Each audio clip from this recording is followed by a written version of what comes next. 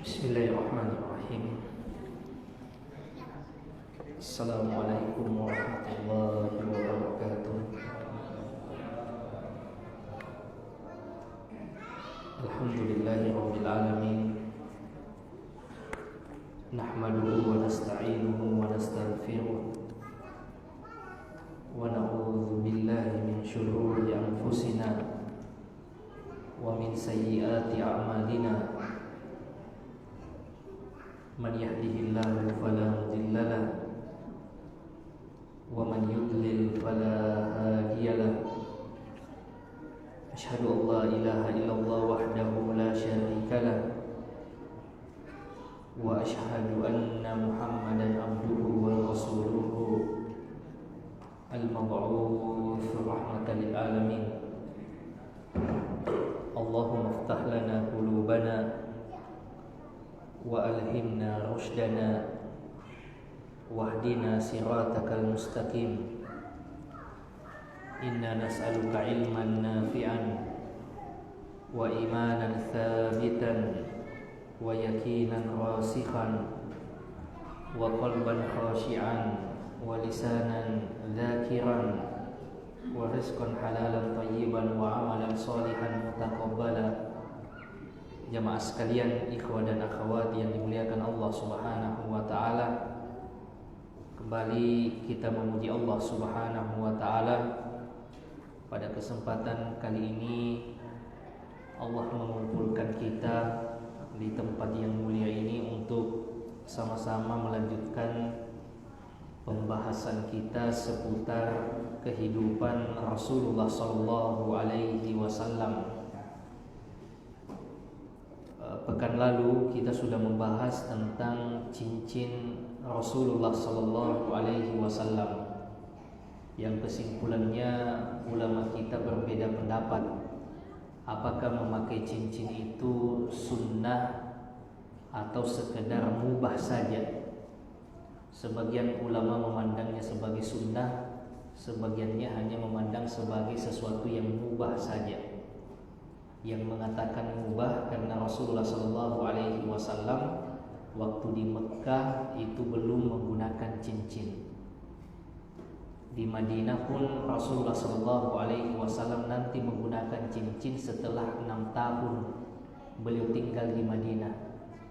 Saat dibutuhkan untuk stempel surat yang akan beliau pakai berdakwah, beliau mendakwahi bangsa-bangsa yang lain.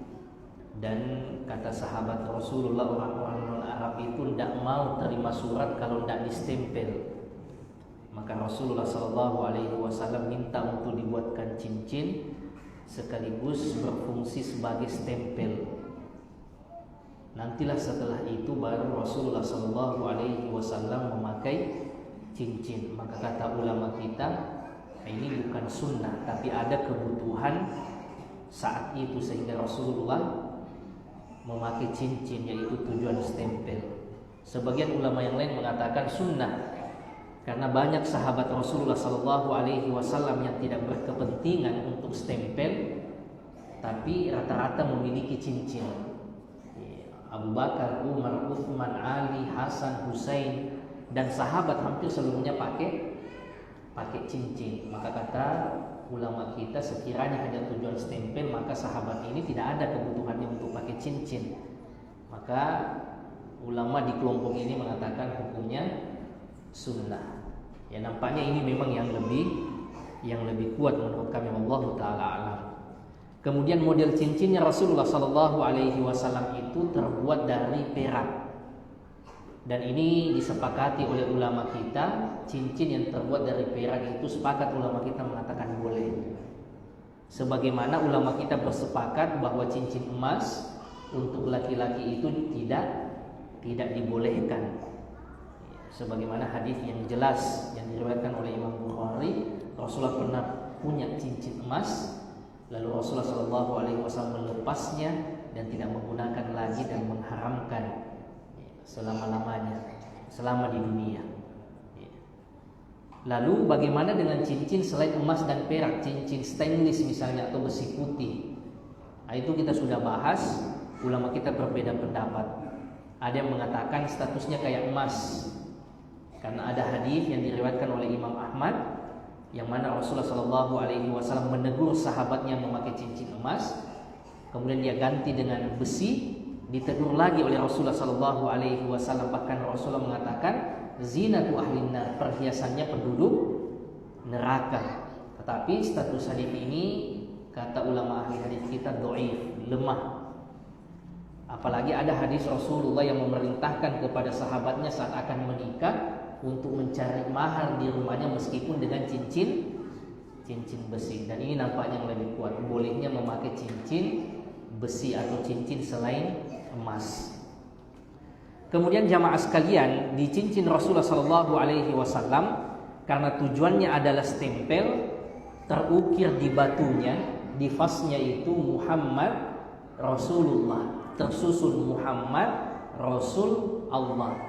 Karena tidak bisa ditulis satu baris saja karena medianya kecil, maka disusun dari atas ke bawah. Ya, sementara yang banyak beredar di internet, kalau kita cari cincin Rasulullah itu disusun dari bawah ke atas, Muhammad Rasul Allah. Ya mungkin tujuannya bagus untuk mengagungkan nama Allah Subhanahu wa taala. Tetapi dari riwayat-riwayat yang ada juga menurut Syekh Profesor Abdul Razak Al-Badr, itu biasa saja bersusun dari atas ke bawah, Muhammad Rasulullah, bukan dari bawah Muhammad Rasulullah seperti yang banyak beredar. Kemudian jamaah sekalian, pembahasan selanjutnya pada bab ini Imam At-Tirmidzi membahas di tangan yang mana yang afdol untuk memakai cincin, apakah di kanan atau di kiri. Jumhur ulama kita, Abu Hanifah, Malik, dan Ahmad mengatakan lebih afdol di kiri. Kedua-duanya boleh, sepakat ulama kita, baik di kanan maupun di kiri boleh. Tapi yang mana yang lebih baik? Di tangan kanan atau di tangan kiri? Nah, ini bisa dikiaskan ke jam tangan. Nah, itu kan biasa.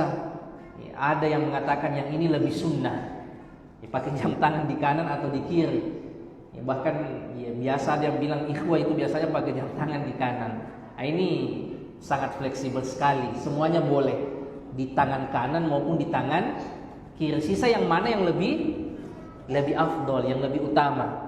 Ketiga ulama kita tadi atau tiga madhab tadi, Abu Hanifah, Malik, dan Ahmad, itu mengatakan di tangan kiri. Kenapa? Karena banyak riwayat yang menyebutkan sahabat-sahabat Rasulullah SAW itu pakai di tangan kiri. Termasuk riwayat tentang Rasulullah SAW yang pernah didapati beliau memakai di tangan kiri. Sementara Imam Syafi'i rahmatullahi alaih mengatakan lebih afdol di tangan kanan. Kenapa? Karena orientasi orang pakai cincin itu jarang-jarang untuk tujuan stempel.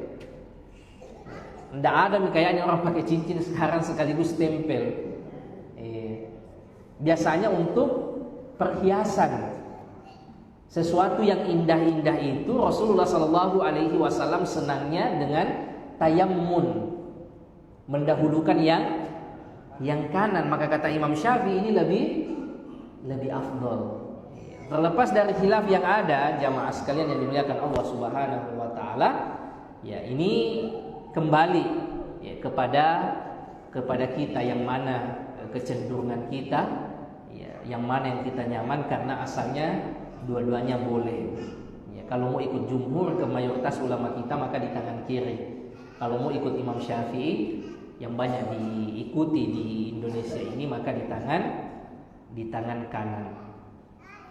Imam At-Tirmidzi termasuk ulama yang memilih pendapat Imam Syafi'i tadi dan menghadirkan riwayat-riwayat yang menyebutkan bahwa Rasulullah SAW itu memakai di tangan kanan. Hadis yang pertama di bab ini jamaah sekalian, haddatsana Muhammad bin Sahal bin Askar al-Baghdadi wa Abdullah bin Abdurrahman qala akhbarna Yahya bin Hassan qala haddatsana Sulaiman bin Bilal an Syariki bin Abdullah bin Abi Namir an Ibrahim bin Abdullah bin Hunain an abihi an Ali bin Abi Talib. dari Ali bin Abi Thalib, beliau mengatakan anna Nabiyya sallallahu alaihi wasallam kana yalbasu khatamahu fi yaminih. Adalah Rasulullah sallallahu alaihi wasallam itu menggunakan cincin di tangan kanannya. Adalah Rasulullah sallallahu alaihi wasallam menggunakan cincin di tangan kanannya. Ini yang digunakan dalil oleh ulama kita untuk menganggap lebih afdol di tangan kanan. Sementara yang lain ada juga riwayat yang menyebutkan di tangan kiri, tetapi Imam At-Tirmidzi tidak mencantumkan seluruhnya di bab ini. Ya, di antara alasan jumhur juga kenapa tangan kiri yang lebih afdol untuk menyelisihi orang-orang Syiah. Karena orang-orang Rafidhah itu menganggap bahwa cincin itu hanya di tangan kanan saja. Ya, tapi ya dijawab lagi oleh ulama yang lain bahwa itu kebetulan saja mereka sama dengan kita. Ya, sama dengan mereka berpuasa, kita juga berpuasa, bukan untuk ikut mereka. Ya, begitulah ulama kita biasa berdialog, jamaah sekalian. Ya, 96 ya, hadisnya sama. Hadatsana Abdullah bin Wahab an Sulaiman bin Bilal an Syariq bin Abdullah bin Abi Namir nahwahu, dengan makna yang serupa. Hadis dari sahabat Rasulullah sallallahu alaihi wasallam Abdullah bin Ja'far, beliau diriwayatkan yatakhattamu fi yaminih. Beliau memakai cincin di tangan kanannya. Wa qala Abdullah bin Ja'far, dan Abdullah bin Ja'far ini mengatakan kana Rasulullah sallallahu alaihi wasallam yatakhattamu fi yamini. Dan Rasulullah sallallahu alaihi wasallam juga dulu memakai cincin di tangan kanannya. Namun hadis ini ya dinilai lemah oleh ulama kita. Ya, ada Abdurrahman bin Abi Rafi, ya, makbul. Lakin tabahu Abdullah bin Muhammad bin Uqail fil hadis al-ati ba'dahu. Ya, ini hadis yang selanjutnya seperti ini semua, jamaah sekalian. Rata-rata Imam At-Tirmidzi ya menyebutkan bahwa Rasulullah sallallahu alaihi wasallam memakai cincin di tangan kanannya. Kemudian hadis yang lain ya disebutkan bahwa ittakhadha Rasulullah sallallahu alaihi wasallam dari Ibnu Umar khataman min fiddah. Rasulullah sallallahu alaihi wasallam dibuatkan untuk beliau cincin dari perak. Wa ja'ala fassahu mimma yali kaffahu. Dan batunya itu, cara pakai cincinnya Rasulullah itu diarahkan ke bawah. Bukan diarahkan ke atas kayak kita karena mau ditunjukkan batunya. Akiknya bacannya. Ya, kalau kita kan ditunjukkan ke atas karena mau diperlihatkan, namanya perhiasan. Kalau Rasulullah karena tujuannya stempel, itu fasnya, batunya yang akik Habasyah itu justru diarahkan ke bawah. Jadi begini cara pakai cincinnya Rasulullah. Ya, diarahkan ke bawah. Mimma yali kaffahu wa nakasya fihi, dan diukir di batunya itu Muhammad Rasulullah. Karena tujuannya tadi untuk stempel. Wa naha ayyankusha ahadun alai, dan Rasulullah di masanya melarang jangan juga ada yang membuat ukiran di cincinnya seperti yang diukir oleh Rasulullah sallallahu alaihi wasallam. Kenapa jamaah sekalian? Khawatir jangan sampai ada yang buat stempel atau dianggap bahwa itu stempelnya Rasulullah sallallahu alaihi wasallam. Ini digunakan oleh ulama kita dalil larangan memalsukan tanda tangan atau memasukkan stempel. Ya, jadi Rasulullah di masanya itu sudah larang, jangan ada yang buat cincin seperti cincinnya Rasulullah, apalagi ukirannya yang sama dengan ukirannya Rasulullah tadi, yang Muhammad Rasulullah. Ya, jangan sampai yang main-main stempel kiri kanan, orang menganggap bahwa ini stempelnya Rasulullah. Ini keputusan Rasulullah sallallahu alaihi wasallam. Maka Rasulullah sallallahu alaihi wasallam melarang sahabat-sahabatnya buat cincin juga yang ada ukiran Muhammad Rasulullahnya. Wa naha an yankusha ahadun alaihi. Rasulullah melarang untuk membuat yang serupa.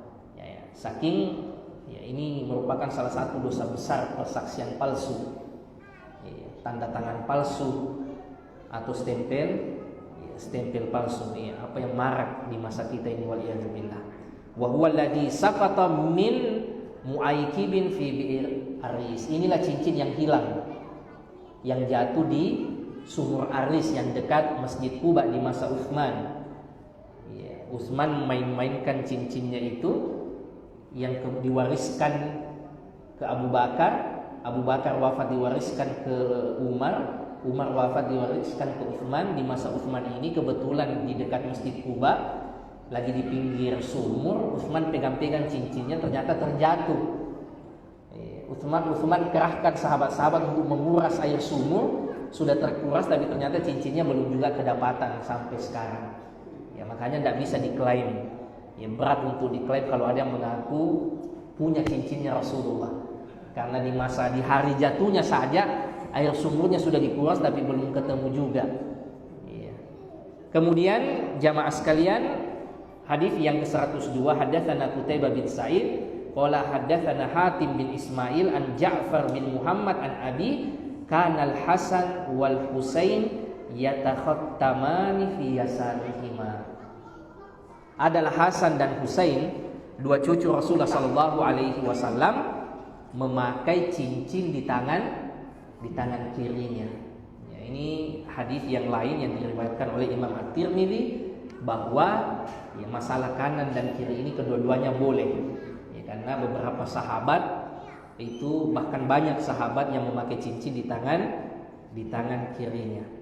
Hadis yang ke-103 jamaah sekalian, hadatsana Abdullah bin Abdurrahman qala hadatsana Muhammad bin Isa wa huwa ibnu Tabba' qala hadatsana Abbad bin Awam an Sa'id bin Abi Urwata an Qatadah an Anas bin Malik, ya, dari Anas bin Malik, annahu kana yatakhattamu fi yamini.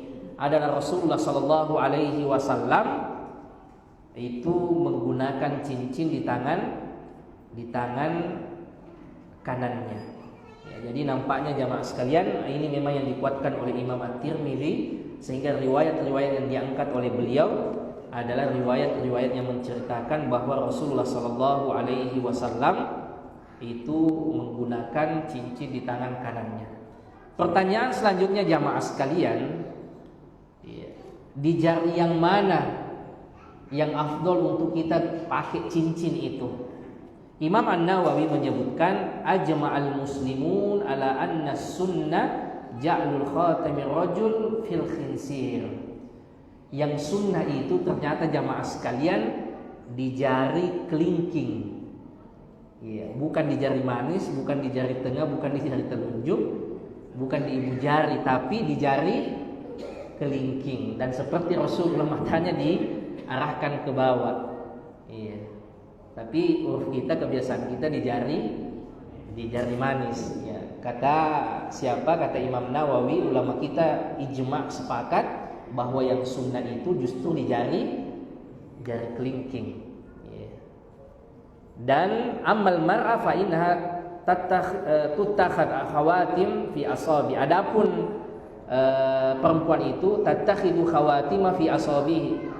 Dia terserah mau di ibu jarinya, mau di telunjuknya, mau di mana saja, itu bebas kalau perempuan, kata Imam An-Nawawi.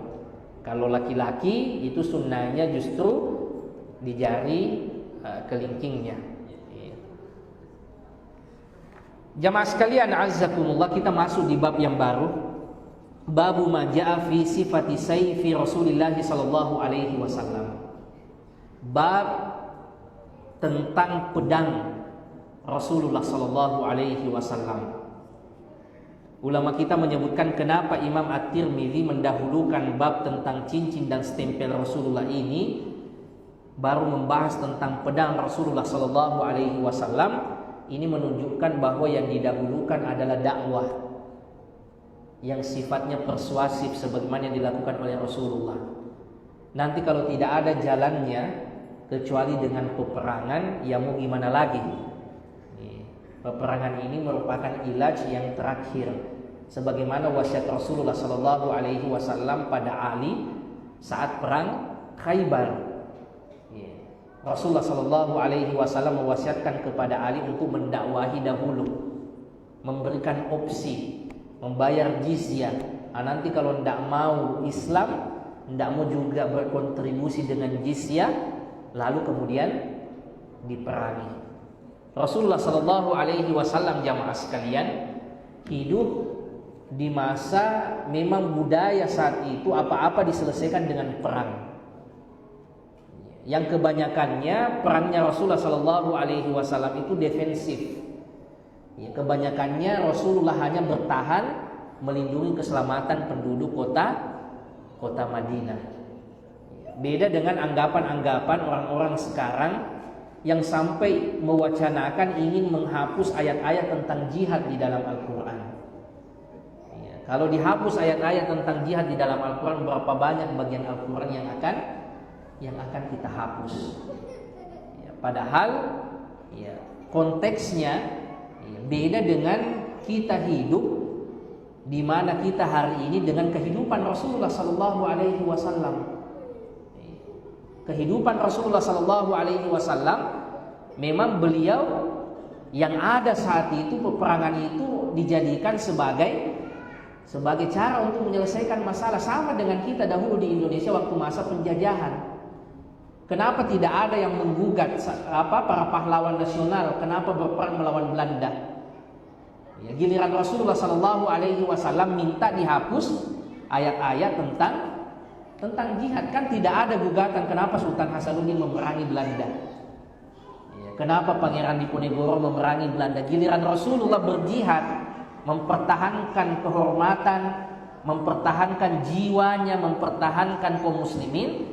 Ini katanya agama pedang, tidak cocok, hapus ayat-ayat jihad. Ini kan sebenarnya lahir dari kebencian, tidak senang dengan kaum muslimin, ya, sampai dicarikan celah. Padahal kita tidak akan pernah dapati adab dalam berperang seperti yang dimiliki oleh Rasulullah Sallallahu Alaihi Wasallam. Rasulullah Sallallahu Alaihi Wasallam berwasiat kepada sahabat-sahabatnya sebelum berperang, jangan bunuh wanita, jangan menyerang anak-anak, jangan menyerang orang tua, jangan membunuh agamawan yang berada di tempat ibadah mereka, bahkan ranting pohon sekalipun jangan dipatahkan, kata Rasulullah Sallallahu Alaihi Wasallam. Ini ranting pohon, jamaah sekalian, yang kita lawan adalah kombatannya yang memang punya senjata dan kita sudah janjian ketemu perang. Cuma itu saja yang boleh diperangi. Wanita, anak-anak, orang tua, agamawannya yang tidak terlibat dengan peperangan ini tidak ada urusan dengan kita. Beda dengan sekarang, jamaah sekalian, lihatlah kejahatan perang. Apalagi dengan teknologi yang canggih, ya, dengan bom yang daya ledaknya besar, yang tidak berdosa, tidak ada kaitannya dengan peperangan. Berapa banyak yang meninggal, berapa banyak orang sipil yang meninggal, yang dulu diwanti-wanti oleh Rasulullah jangan diganggu mereka. Pun orang-orang yang mengatasnamakan jihad, pokoknya di mana ada orang kafir ledakkan diri, ya, tidak dihitung lagi. Ternyata di situ juga ada orang Islam, ada anak-anak, ada wanita. Ya, makanya mereka tidak membaca dengan utuh bagaimana adab Rasulullah Sallallahu Alaihi Wasallam. Bahkan dalam perang kelihatan sekali bagaimana rahmanya, bagaimana kasih sayang Rasulullah Sallallahu Alaihi Wasallam. Namun mau bagaimana lagi? Ya, karena jalan untuk menyelesaikan masalah saat itu adalah dengan berperang. Kalau kita mengalah terus habis kita. Ya mau tidak mau juga kita harus angkat senjata. Dan Rasulullah Sallallahu Alaihi Wasallam juga menyampaikan, mungkin konteksnya sekarang bukan perang, tapi ada kondisi mungkin kita harus angkat senjata. Seperti kata Rasulullah Sallallahu Alaihi Wasallam, man qatala duna malihi fahuwa syahid. Siapa yang berjuang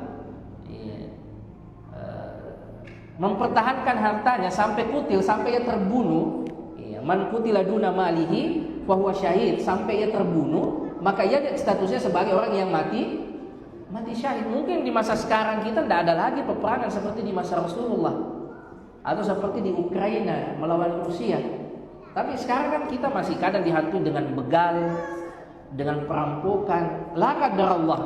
Ya, kalau misalnya terjadi pada kita mempertahankan kehormatan keluarga, ya, mempertahankan harta kita, maka kata Rasulullah kalau kita terbunuh statusnya sama saja dengan orang yang terbunuh di medan perang. Ya. Dan Rasulullah Shallallahu Alaihi Wasallam ini ya, sangat jago sekali berperang beliau dari sisi taktik, kemudian fisiknya, juga senjata yang dimilikinya jamaah sekalian. Beliau cerdas dengan strateginya, fisiknya juga kuat, juga memiliki persenjataan yang luar biasa. Imam Ibnu Qayyim Al-Jauziyah itu menyebutkan tentang pedang Rasulullah Sallallahu Alaihi Wasallam itu ada 9. Di dalam kitab beliau Zadul Ma'ad itu beliau menyebutkan pedang Rasulullah Sallallahu Alaihi Wasallam ada 9. Dan setiap pedang itu Rasulullah Sallallahu Alaihi Wasallam sebagaimana kebiasaan beliau berikan nama. Ya, ini kan kita sudah bahas pakaiannya Rasulullah, kalau beliau dapat pakaian baru, beliau berdoa lalu kemudian berikan nama pakaiannya. Hewan pun sekalipun beliau kasih nama, kudanya, untanya, keledainya, bigolnya, semuanya ada namanya. Termasuk pedangnya, 9-nya itu semuanya punya nama. Yang pertama kata Imam Ibnu Qayyim, nama pedang Rasulullah itu Rasub. Ini nama pedang Rasulullah. Yang kedua Al-Mikhdam. Yang ketiga Zulfikar. Ini yang banyak digunakan di Indonesia namanya. Zulfikar, nama pedang Rasulullah Sallallahu Alaihi Wasallam. Qadib, ini nama yang keempat. Hatfu. Yang kelima Al-Battar. Yang keenam Adbun. Kemudian Qol'i, dan yang terakhir Ma'thurul Fujar. Semua ada namanya jamaah sekalian. Yang di masa beliau wafat itu pedang ini dibagi-bagikan kepada sahabat-sahabatnya. Kemudian Rasulullah Shallallahu Alaihi Wasallam juga punya uang beberapa dinar, sekitar 7 dinar. Mungkin kalau kita konversi ke rupiah sekarang sekitar 30 juta. Itulah harta terakhir Rasulullah sebelum beliau wafat. Karena Nabi tidak mewariskan harta, maka juga dibagi-bagikan 7 dinar itu kepada sahabat-sahabat atau kaum muslimin saat itu. Jadi Rasulullah Sallallahu Alaihi Wasallam itu punya pedang sampai 9. Makanya tidak ada masalah. Bahkan di antara bagian dari sunnah ada badik di rumah. Ada seorang syekh mengatakan bagaimana kita membicarakan tentang jihad, pisau saja tidak pernah kita pegang di rumah. Tidak ada pisau di rumah. Tidak apa-apa ada badik di rumah lah kalau ada kondisi tertentu seperti yang Rasulullah sebutkan. Yang penting tahu penempatannya, jangan sampai dibawa ke sana kemari ditangkap polisi. Apalagi zaman sekarang banyak begal, itu rahasia senjata tajam. Tapi ini bagian dari budaya kita. Seperti orang Arab Yaman itu, karena mereka tidak apa-apa bawa senjata tajam, hampir setiap orang itu bawa jambia keluar. Kemudian sampai senjata api itu tidak terlarang di Yaman. Makanya orang punya senjata api di Yaman itu seperti orang punya parang di kita. Ke kebun bawa senjata api, bawa jambia. Makanya konfliknya kadang susah diredam karena bebas senjata api itu beredar. Beda dengan kita jamaah sekalian. Alhamdulillah sudah ada regulasinya, ada aturannya. Rasulullah Sallallahu Alaihi Wasallam punya 9 pedang dan semuanya punya nama jamaah sekalian. Hadis yang pertama pada bab tentang pedang Rasulullah sallallahu alaihi wasallam, haddatsana Muhammad bin Bashar, qala haddatsana Wahab bin Jarir, qala haddatsana Abi an Qatadata an Anas, qala kanat qabi'atu sayfi Rasulillah sallallahu alaihi wasallam min fiddah. Adalah pedang Rasulullah Sallallahu Alaihi Wasallam, kobi'anya, ujung dari gagangnya, itu kan model pedang biasanya ada ujung gagang supaya tidak lepas dari tangan, itu namanya kobi'ah. Kata sahabat Rasulullah Sallallahu Alaihi Wasallam, Anas bin Malik, kobi'ahnya, ujung gagangnya itu terbuat dari perak. Tadi cincin dari perak, kata Anas bin Malik, ujung gagangnya juga terbuat dari perak. Namun hadis ini jamaah sekalian dinilai lemah oleh ulama kita. Kenapa? Karena salah seorang rawi yang bernama Jarir bin Hasib ini sebenarnya riwayatnya diterima, kecuali kalau ia meriwayatkan dari gurunya Qatadah Ibnu Di'amah As-Sadusi. Jadi sedetail itu ulama hadis kita meneliti jamaah sekalian. Misalnya Aco punya banyak guru, riwayatnya ini Aco diterima semua, kecuali kalau ia riwayatkan dari gurunya misalnya si fulan. Kenapa? Bisa jadi waktu dia belajar sama gurunya ini ada masalah, mungkin terlambat, mungkin tidak maksimal dan yang lainnya. Tapi kalau gurunya yang lain, semua riwayatnya bisa diterima. Sampai sedetail itu ulama hadis kita meneliti jamaah sekalian. Kebetulan hadis yang kita bacakan tadi ini Jarir ibnu Hasib diambil dari guru yang Qatadah itu. Yang ulama hadis kita mengatakan secara umum riwayatnya diterima, tapi kalau dari Qatadah menjadi perlu hati-hati. Ya, termasuk hadis ini jadinya jamaah sekalian, ia dilemahkan oleh ulama kita karena Jarir mengambil dari Qatadah. Dan hadis ini bertentangan dengan hadis yang lebih kuat yang diriwayatkan oleh Imam Al-Bukhari di dalam sahihnya. Rasulullah sallallahu alaihi wasallam memuji suatu kaum, laqad fatahal futuha qaumun ma kanat hilyatu suyufihim adzhab wala fiddah. Sungguh ada suatu kaum yang menaklukkan dengan penaklukan yang banyak, maka kanat hilyatu suyufihim adzhab wala fiddah. Yang mana perhiasan pedangnya itu tidak ada sama sekali unsur emasnya dan tidak ada unsur peraknya. Innama hilyatuhu, adapun perhiasan pedangnya hanya dari al-allabi, dari kulit, wal anuk, dari tembaga, wal hadid, dari besi. Ya, ini Rasulullah memuji satu kaum yang pedangnya tidak berhiaskan emas dan perak. Tetapi hadis dari Anas tadi yang diriwayatkan oleh Jarir bin Hasib dari Qatadah itu mengatakan bahwa pedangnya Rasulullah justru ada hiasan peraknya. Maka ini bertentangan dengan riwayat yang lebih kuat yang diriwayatkan oleh Imam Bukhari, sehingga ini dilemahkan oleh ulama kita. Bahkan ada hadis yang diriwayatkan oleh ulama kita juga yang menyebutkan larangan Rasulullah sallallahu alaihi wasallam memakai bejana dari emas dan perak. Piring, sendok tidak boleh dari emas dan perak.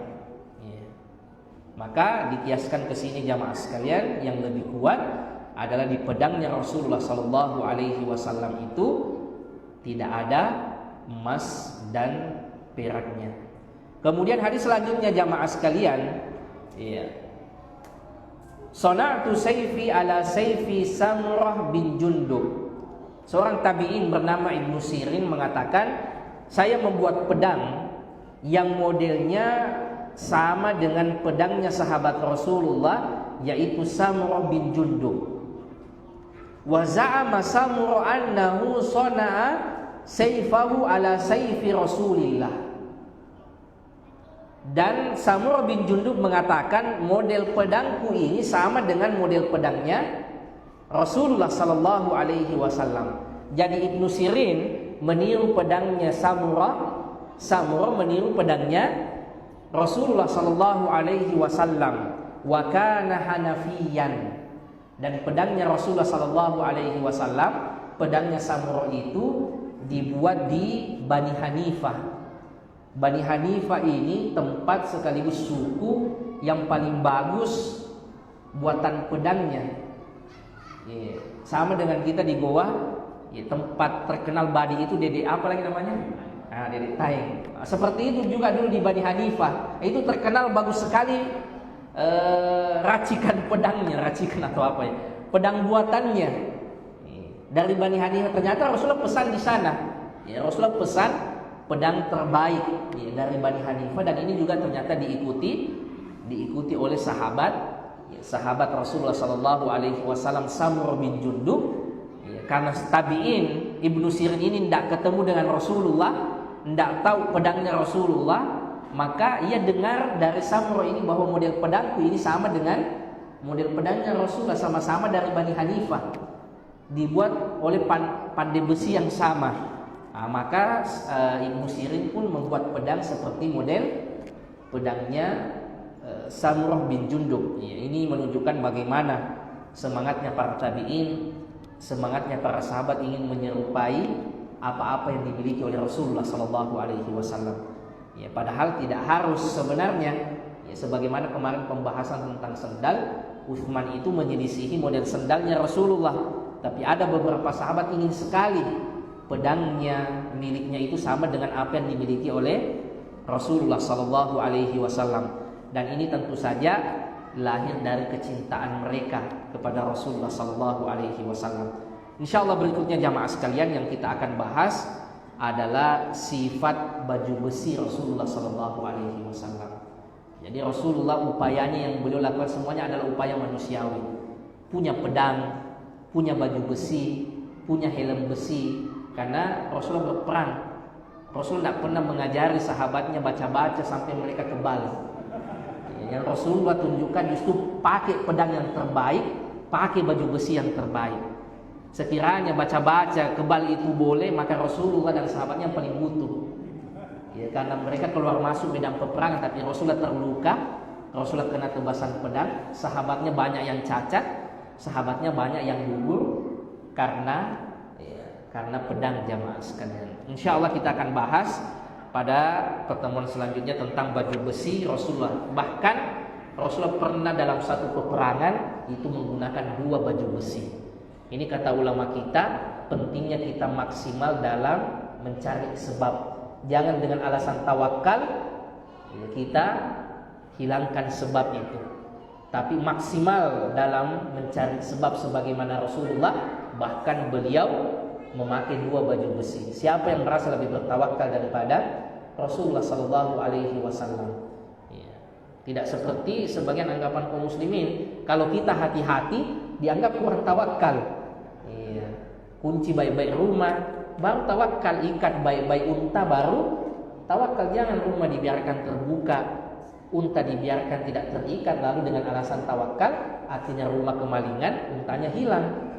Karena tawakalnya salah, dia tidak maksimal dalam mencari sebabnya. Insyaallah pekan depan kita akan bahas tentang baju besinya Rasulullah SAW. Saya kira ini jamaah sekalian. Wassallallahu ala nabiyina Muhammad wa ala alihi wa sahbihi wasallim. Wa akhiru da'wana alhamdulillahi rabbil alamin. Wassalamualaikum warahmatullahi wabarakatuh.